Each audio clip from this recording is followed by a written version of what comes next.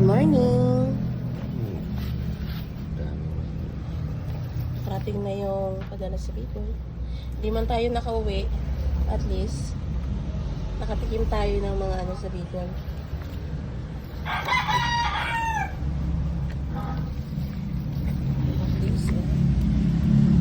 Paborito yun ni Darling, guys. Aba. Ano ba yan? Dapat iputos niya, wala iputos ah. Lumbutan.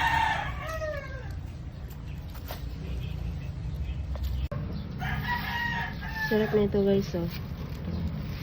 Ayan, kararating lang ng padala. Padala ng mag-asawa. Si Anan at saka si Amin.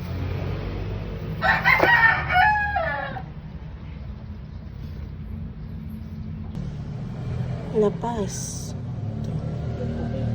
Sorry, siya ako rin mukha ko. Tilaw ganito ang langsa. Kapot. Guys. Ang tawag niya sa inyo, guys, oh. Barko-barko daw yun, sabi ng aking asawa. Oh, tinan nyo. Barko-barko.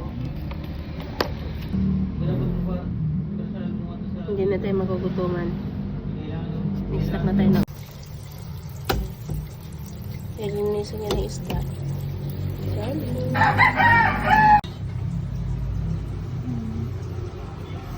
Ulam po natin ngayon. Ito na ba? May ano? Nada. Nalapat daw.